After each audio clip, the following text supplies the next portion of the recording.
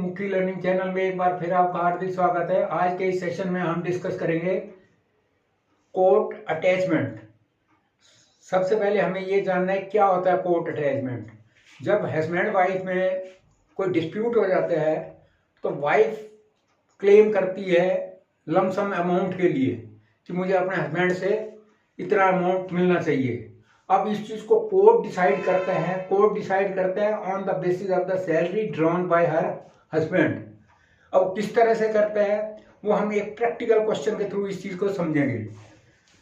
ये क्वेश्चन है कि एक ऑफिसर, एक गवर्नमेंट ऑफिशियल जो कि लेवल 6 में काम कर रहा है और उसकी बेसिक पे है 46,200।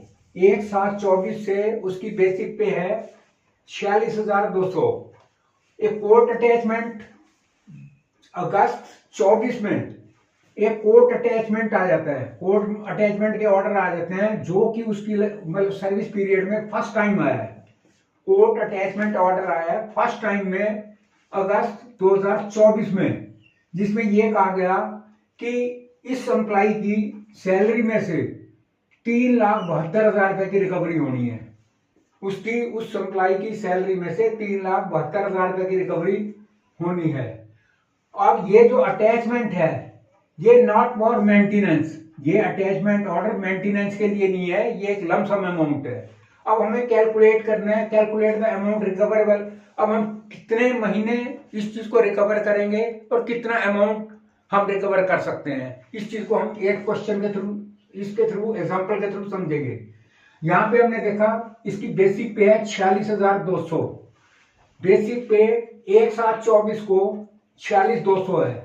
सबसे पहला जो फर्स्ट 1,000 है 1,000 रुपए छूटते ही उसमें से हमने माइनस कर दिए। 46,200 बेसिक पे थी, 1,000 माइनस कर दिए, फर्स्ट डिडक्शन है। रिमेंड बाकी बचा 45,200। 45,200 में से 2/3 ऑफ द रिमाइंडर एग्जम्प्टेड। अब जो सैलरी मतलब जो जितनी वो सैलरी ड्रॉ कर रहा है इसके अंदर पहले 1,000 रुपये घटा दिया, उसके बाद 2/3 बाकी जो बचा उसका 2/3 हमने वो मेंट फॉर वो एम्प्लॉय के लिए और बाकी 1/3 जो है वो उसके लिए है, उसकी वाइफ के लिए। अब इसमें सबसे बड़ा पॉइंट एक वो है कि इसके अंदर खाली बेसिक पे काउंट होगी। इसके अंदर कोई भी किसी प्रकार का अलाउंसेस, HRA, DA और children education allowance, PA, VA जितने भी प्रकार के अलाउंसेस हैं वो कोई काउंटेबल नहीं है। ओनली बेसिक पे वुड बी कंसीडर्ड। तो ये आ गया अमाउंट, यहाँ पे 2/3 माइनस करने के बाद अमाउंट आ गया 30,133।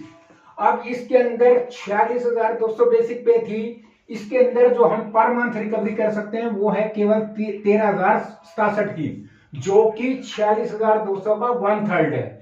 इसको हमने 11 मंथ से गुणा किया। 11 मंथ से इसलिए क्योंकि ये ऑर्डर आए थे अगस्त में, अगस्त 24 से लेके जून 25 तक, क्योंकि जुलाई में उसकी और इंक्रीमेंट लगनी है, अमाउंट एनहांस हो जाएगा। तो ये 11 मंथ की कैलकुलेशन आई हमारे पास 1,65,737 रुपए। अब जुलाई में उस एम्प्लॉय की इंक्रीमेंट लग गई, बेसिक पे जो पहले 46,200 थी वो अब 47,600 हो गई। ठीक उसी तरह से इसमें पहला 1,000 रुपये हमने माइनस कर दिया, बाकी remained 46,600, deduct 2/3 of the reminder और उसके अंदर 2/3 वो आया 31,067 रुपए और जो 1/3 बचा वो है 15,533। 15,533 को 12 से गुणा करेंगे पूरे साल का, ये अमाउंट आया 1,86,396। अब तक हमने 23 महीने की रिकवरी कर ली, 11 महीने की यहाँ पे, 12 महीने की यहाँ पे। अब खाली एक ही महीना बचा है वो है जुलाई 26 का। जुलाई 26 में हमने एमोलमेंट्स उसकी जो पहले बेसिक पे 47,600 थी वो बढ़ के हो गई 49,000। ठीक उसी तरह से पहले 1,000 रुपए एग्जम्प्टेड है, रिमेंड 48,000 रुपए, डिडक्ट 2/3 ऑफ द रिमाइंडर। इसका जो 2/3 है वो है 32,000 रुपए और 1/3 बाकी बचा 16,000। तो इस तरह से हमने रिकवरी की 1,65,737 प्लस 1,86,396 और प्लस 16,000 रुपए। टोटल रिकवरी है जो हो सकती है हुई वो है 3,68,133 रुपए against the recovery target of ₹3,72,000 under section 60/1 bracket 1 of code civil procedure ये कहता है कि रिकवरी जो है वो मैक्सिमम 24 महीने के अंदर होगी, और इसके अलावा 24 महीने के खत्म होने के बाद फिर नेक्स्ट ईयर यानी कि 1 साल और किसी प्रकार की रिकवरी नहीं कर सकते। और अब इस ऑर्डर, इस अटैचमेंट ऑर्डर के हिसाब से तकरीबन 4,000 रुपए की रिकवरी कम हुई है। अब ये रिकवरी जो है वो 12 महीने खत्म होने के बावजूद भी नहीं की जा सकती, क्योंकि ये जो ऑर्डर हैं दोबारा से एनफोर्स नहीं किए जा सकते। क्योंकि ये फंडा क्लियर हो गया होगा। यदि वीडियो पसंद आई हो, लाइक करें, शेयर करें, कमेंट्स करें। Lot of thanks for viewing.